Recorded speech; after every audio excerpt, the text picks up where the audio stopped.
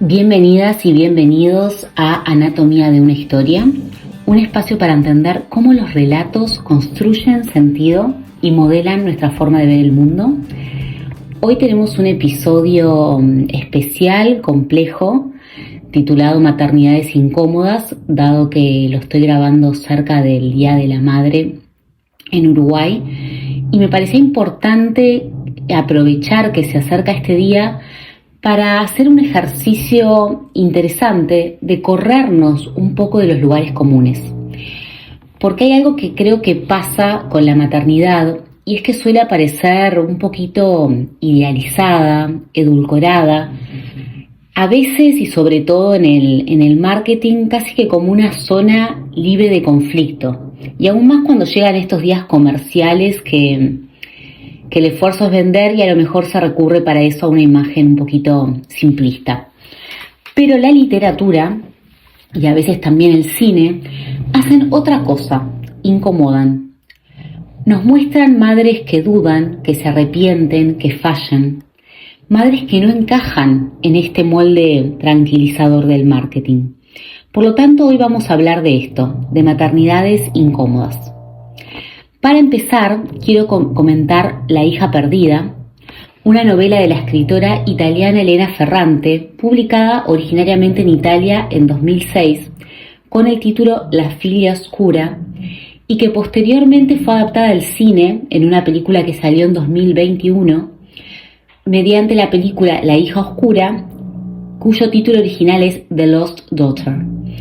Está escrita y dirigida por Maggie Gyllenhaal.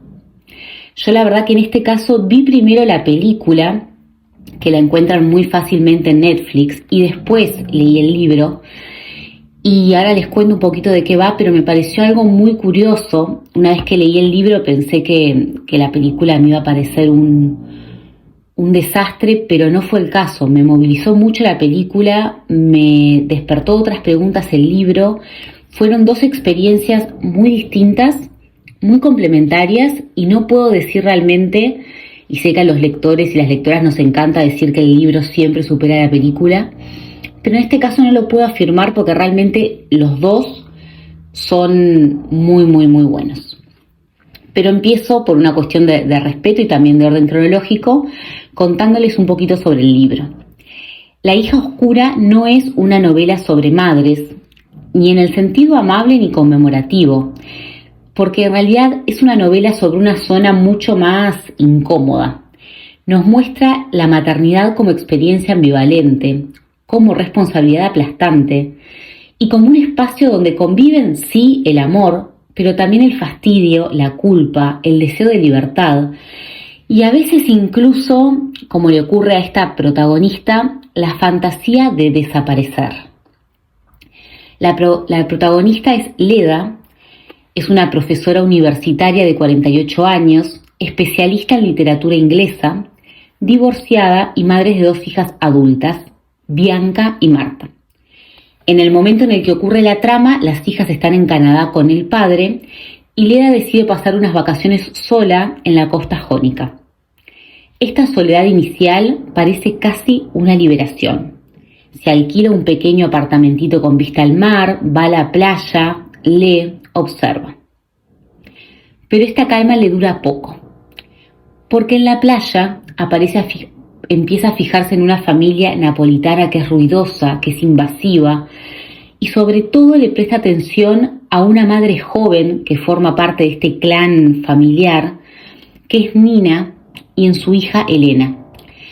Y mientras pasa el tiempo vamos viendo cómo Leda, que simplemente es una mujer de 40 y largos años vacacionando en la playa, o sea, no tenemos nada más que eso, pero se empieza a obsesionar con esta madre y con su hija. Y no solo porque Nina y Elena contrastan con el resto de la familia, sino porque nos damos cuenta de que empieza a ver en ella algo de su propio pasado. Reconoce ahí una versión antigua de sí misma. Una mujer joven, talentosa, con ambiciones intelectuales, pero absorbida por la crianza, el matrimonio, la repetición de las tareas domésticas y por la demanda constante de sus hijas. Y luego pasa al episodio central de este libro, que parece mínimo, porque no es un libro donde lo que prevalece sea la trama, no suceden grandes cosas, sino que todo pasa de forma subterránea dentro de la psiquis del personaje. Entonces, el episodio central es simplemente que Elena, la nena, se pierde unos minutos por la playa.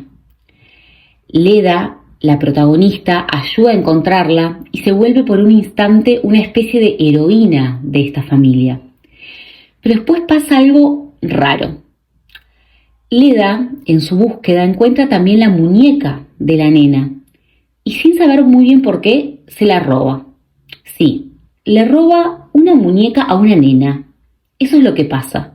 Es un robo infantil, absurdo, casi inexplicable, pero que se convierte en el centro simbólico de la historia. Porque la muñeca no es solo una muñeca. Condensa la idea de maternidad como teatro, como posesión, como repetición, como un objeto contaminado por el deseo y la agresividad. Y a partir de ahí, de algo tan minúsculo como una señora que le roba una muñeca a una nena, la novela se vuelve cada vez más inquietante. Leda quiere devolver la muñeca, pero no lo hace. Mientras tanto, Elena, la mamá, sufre porque la muñeca es lo único que calma a la nena y la nena está bastante insoportable. La familia busca el juguete y Nina se angustia. Y Leda, en vez de confesar, se hunde cada vez más en sus recuerdos. Entonces aparece la gran revelación en la historia de la protagonista, que no les voy a contar ahora, así no arruino ni el libro ni la película, pero vale la pena. Eso sí, es una película lenta, como les digo, todo pasa dentro de la psiquis de la protagonista, pero es muy interesante. Y les cuento ahora un poquito de la película. Ya les conté de qué va la trama, que es bastante parecida, pero hay algunos cambios culturales que es interesante comentar.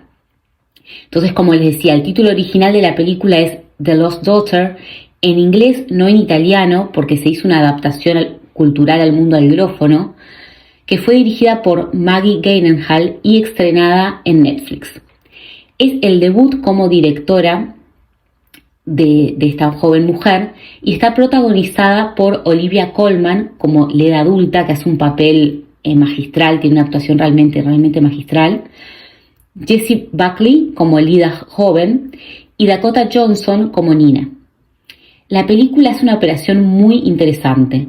Toma una novela extremadamente interior, como les decía, narrada desde la conciencia de Leda, y la traduce en gestos silenciosos, incomodidades físicas, escenas de memoria.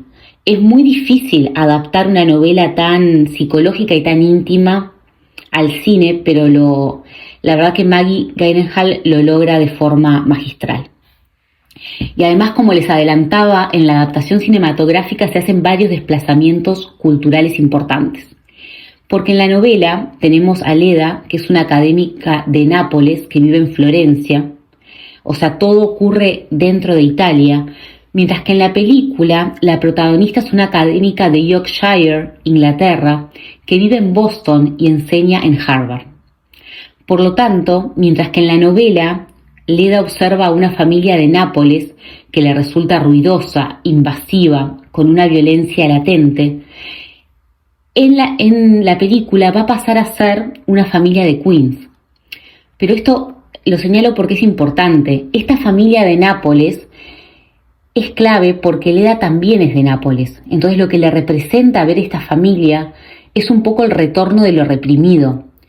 Una imagen de esa ciudad, de esa clase social y de una lengua que es el napoletano, de la que Leda intentó escapar a través del estudio, la carrera académica y una cierta idea de refinamiento cultural. Como les decía, como en la película ella se vuelve una profesora anglófona con origen británico y una trayectoria académica en Estados Unidos, la familia que irrumpe en la playa pasa a ser una familia de Queens, que se lee, según distintas críticas, como una familia italoamericana o grecoamericana. Es decir, que es una familia de la diáspora y no una réplica directa del mundo del que Leda salió. Pero es interesante esto de llevar, si Nápoles lo pasara a Estados Unidos, a lo mejor sería Queens. Estos desplazamientos geográficos y estos espejos geográficos me parecen un tema muy, muy, muy interesante también. Para cerrar sobre esta recomendación, les cuento que La hija perdida no es una historia sobre arrepentimiento tampoco. Leda en ningún momento dice me arrepiento de haber sido madre, para nada, porque lo que aparece es algo muchísimo más complejo. Aparecen la culpa, el deseo, el orgullo, la angustia, el amor y el alivio. Ferrante, por lo tanto, no simplifica, no convierte la maternidad en una experiencia pura, ni para bien ni para mal, sino que la muestra como un territorio complejo. Y ahora paso rapidito a la siguiente recomendación de este capítulo, que es la historia de Gilla Murano. Yo no sé si la conocen, yo honestamente la descubrí gracias a una nota de la cronista argentina Leila Guerriero. En su libro Frutos extraños tiene una nota titulada Tres tristes tazas de té. Y después vi que estaba el documental sobre Gilla Murano que se acaba de estrenar en Netflix. Es la criminal creo que más famosa de la historia de Argentina, pero por un tema generacional. Ella fue muy, muy famosa en los años, sobre todo 70, 80, en los años 80, la década de los 80 en realidad. Yo por un tema de época realmente no la conocía, como digo, la conocí por Leila Guerriero y acaba de salir el documental en Netflix que está muy, muy interesante. Gilla Murano fue una figura mediática en Argentina, conocida por envenenar a sus amigas con cianuro en los años 70. Pero lo que me interesa acá de la historia, que es bastante brutal, no es tanto el crimen, sino el vínculo que tiene con su hijo, Martín. Martín Murano, de hecho, repudia lo que hizo su madre, la repudia a ella mismo, e incluso en 1994 publicó un libro titulado Mi madre Gilla Murano, en el que habla de la frialdad de su madre y de una supuesta confesión de culpabilidad dirigida hacia él, que ella después sale en televisión y lo niega. Pero es muy fuerte pensar en lo siguiente, en la figura de la madre no como refugio, sino como amenaza o como enigma. Y esto se ve claramente en el documental, que es realmente muy, muy, muy interesante, y se ve cómo el hijo queda en medio de esta historia intentando narrar a su madre, intentando entenderla y al mismo tiempo intentando separarse de ella para construir su propia identidad. Él se lo define todo el tiempo como el hijo de Gilla Murano y él ya como un hombre adulto, un hombre de 50 años, dice: el hijo de Gilla Murano murió y nace Martín. O sea, es un hombre que recién a los 50 años empieza a tener su autonomía más allá de la identidad que le marcó la historia de su madre. Entonces, es una historia compleja desde otro ángulo. No es tan ambigua, pero pasamos de una relación madre-hija a madre-hijo, que también me parecía interesante traer. Y también les recomiendo, por supuesto, el libro Frutos extraños de Leila Guerriero y la nota en concreto que aparece acá. Así que bueno, para ir cerrando las recomendaciones de este capítulo, que han sido muchas. En primer lugar, la novela La hija oscura de Elena Ferrante. Es una novela muy, muy breve, pero también intensa, donde, como les decía, todo sucede en el interior. Es una historia muy subterránea. Y luego su adaptación cinematográfica The Lost Daughter, dirigida por Maggie Gyllenhaal y protagonizada por Olivia Colman, Jessie Buckley y Dakota Johnson. Por otro lado, si queremos irnos del mundo italiano y angloparlante, podemos venir hacia el Río de la Plata y explorar el caso de Gilla Murano, para lo cual pueden ver el documental que está fresquito del horno y se encuentra en Netflix, titulado Gilla Murano, muerte a la hora del té.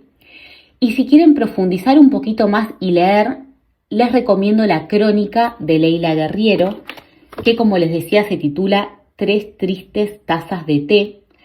Se encuentra en línea, la pueden consultar en internet, pero también de manera gratis además, pero también forma parte del libro Frutos extraños, publicado por Alfaguara. Esta es una forma muy potente de entrar al caso desde la no ficción. Así que tienen recomendaciones de novela, de película, de documental y de crónica. Me parece que si quieren entrar en este tema hay suficiente material.